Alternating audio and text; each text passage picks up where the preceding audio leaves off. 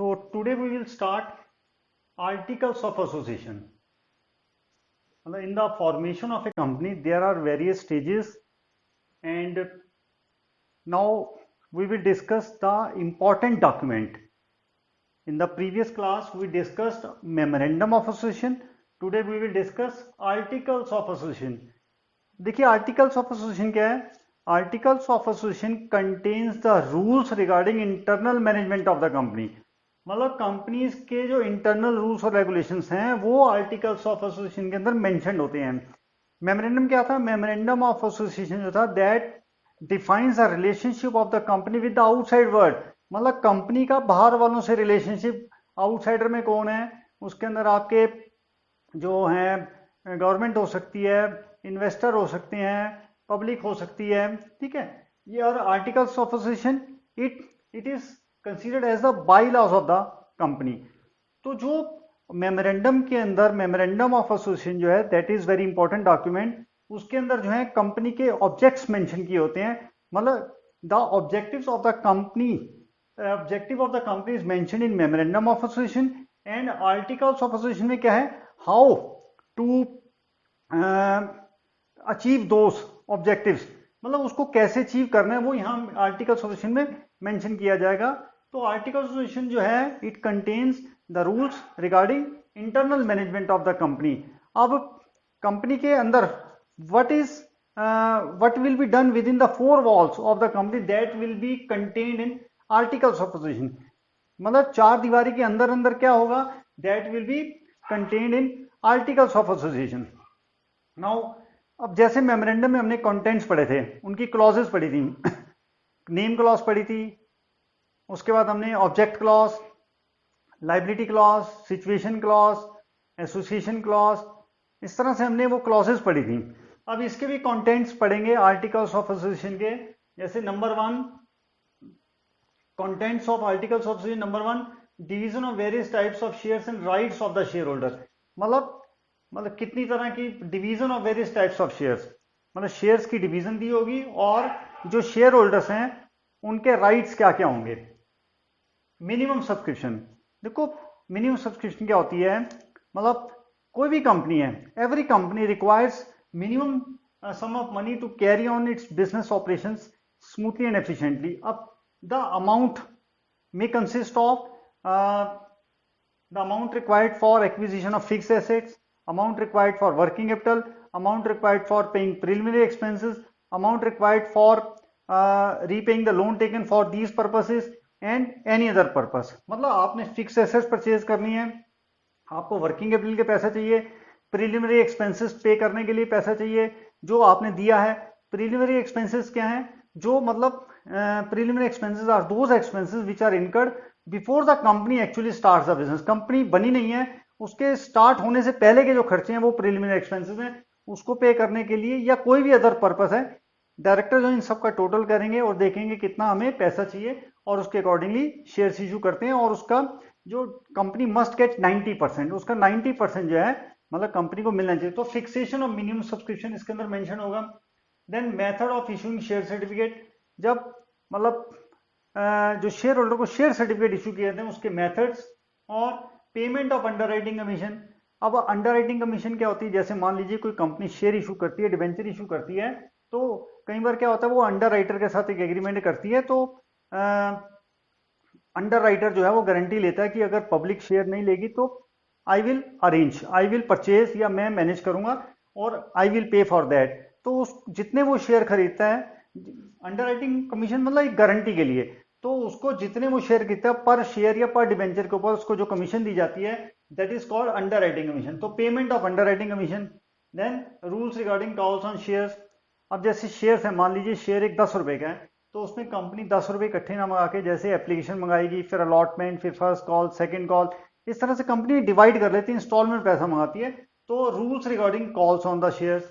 Then payment of commission and brokerage on shares and debentures. मतलब जो shares और debenture issue करते हैं उस पर जो ब्रोकरेज या कमीशन दी जाती है उसके रिगार्डिंग जो कुछ भी होगा वो मेंशन होगा आर्टिकल्स ऑफ एसोसिएशन में. Rules regarding meeting of the company, quorum etcetera.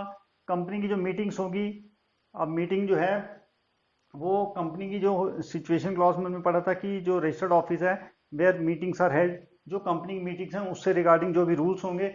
और कोरम, कोरम क्या है? कोरम का मतलब है minimum number of members required to hold a valid meeting. मतलब जब कंपनी की मीटिंग जो होती है उसके अंदर कम से कम इतने लोग प्रेजेंट होने चाहिए।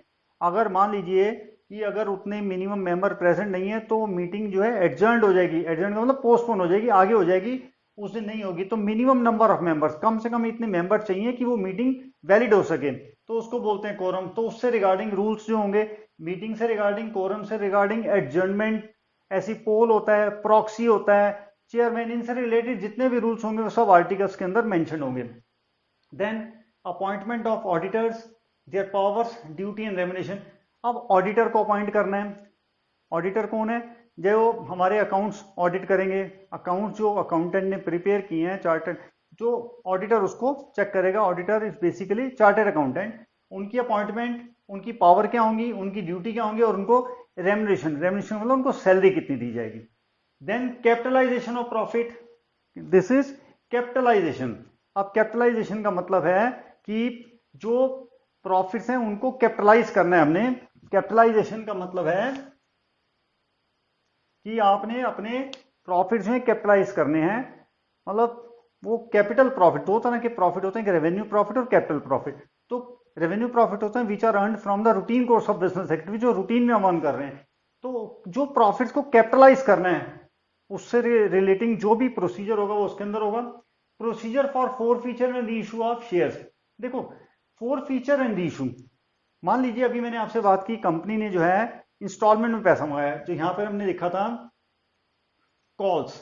मान लो एप्लीकेशन 2 की है, अलॉटमेंट 3 की है, फर्स्ट कॉल 2 की है और फाइनल कॉल 3 की है। मान लीजिए कंपनी ने 10 रुपए का शेयर है एक, ठीक है, एक शेयर जो है उसकी फेस वैल्यू दी हुई है 10 रुपए, और एप्लीकेशन पे 2 रुपए, अलॉटमेंट पे 3 रुपए, फर्स्ट कॉल पे 2 और सेकंड कॉल पे 3 है, 10 हो गए। मतलब 10 रुपए कंपनी ने मंगवाने, इकट्ठे ना मंगा के कंपनी ने 2 रुपए एप्लीकेशन पे मंगा लिए, 3 अलॉटमेंट पे मंगा लिए, 2 फर्स्ट कॉल पे और 3 सेकंड कॉल के ऊपर। और इनमें गैप होता है, एप्लीकेशन के बाद अलॉटमेंट में गैप होगा, अलॉटमेंट के बाद फर्स्ट कॉल में मिनिमम 1 महीने का गैप होगा, 2 का भी हो सकता है। सिमिलरली फर्स्ट और सेकंड कॉल में मिनिमम 1 महीने का, उसके बाद ज्यादा भी हो सकता है। तो अब यहां पर है प्रोसीजर फॉर फोर फीचर।